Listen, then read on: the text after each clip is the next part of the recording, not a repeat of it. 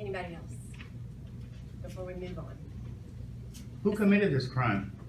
Uh, you did, Shahab, Thank you.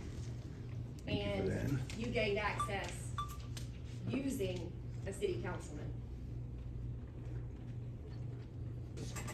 And I cannot be held responsible for any of these You're responsible things, because you brought this man in there.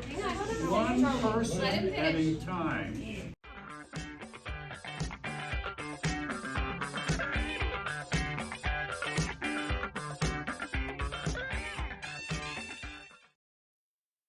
Yay? Nay? No?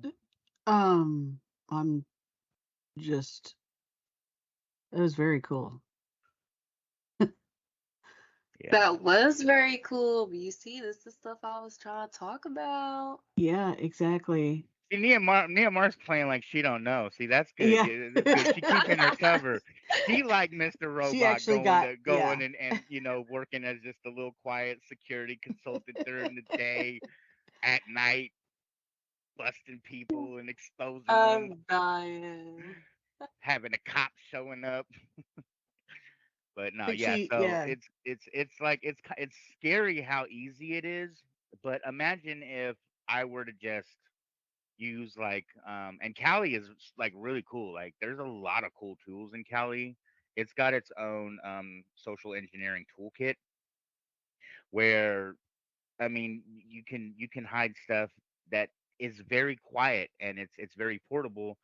I can send you something that I'm pretty sure with with some like OSINT, some good OSINT, get you to click on something that looks like it's trusted.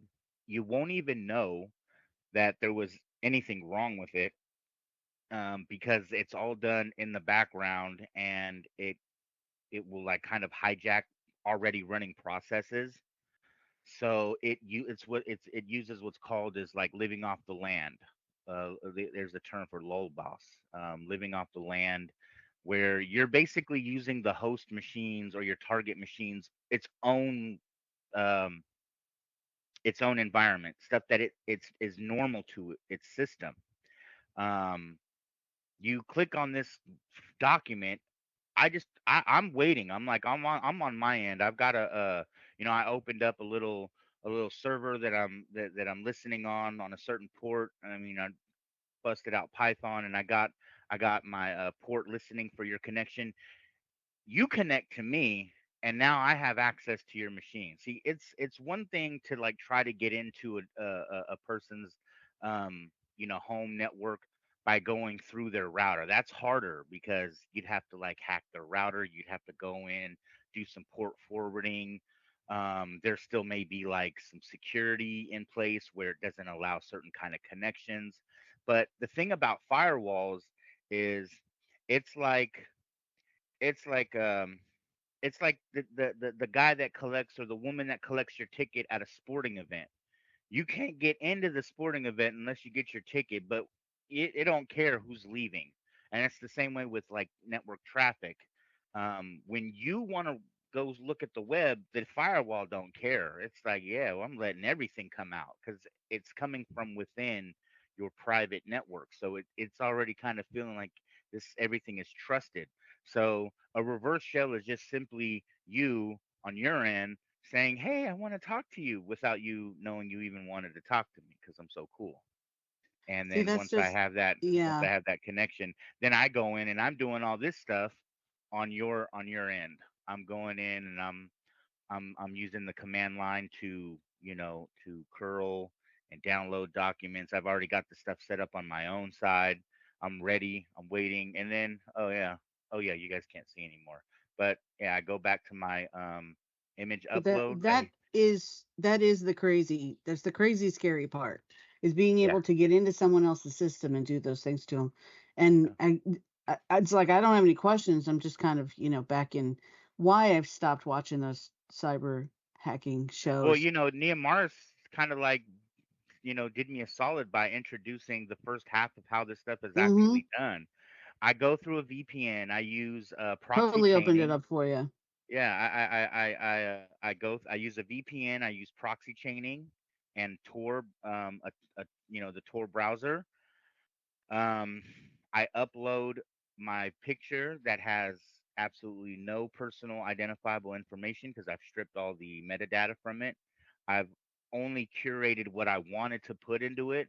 I found a site that doesn't ask me for my name, my phone number, my address, my email. I don't need to go check no confirmation. I don't have to get multi-factor. I don't have to do none of that. I simply drag and drop. I get a link, and in 5 minutes, it's gone.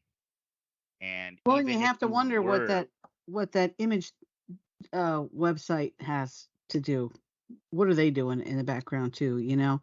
well, that's just it. It's there for Even a if they reason. are, even if they are logging, traffic. Guess what? I hit you guys up from Finland.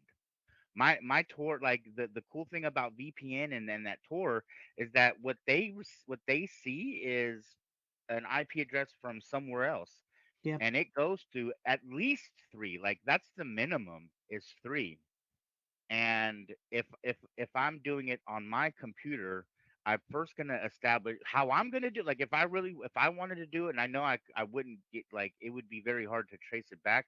I would set up I would actually set up a Bastion server. So I would do a VPN into a cloud EC2 instance that's running that's running VPN software, because free VPN, they're still selling your stuff. Like Yep. if you see VPN services, you can get free VPN, and they're most likely selling your information to be able to cover the the cost of hosting your browsing. They also will kind of like reduce how much browsing you can do, so you won't be able to have a lot of data. So they'll have a limit on it. But I would actually set up my own.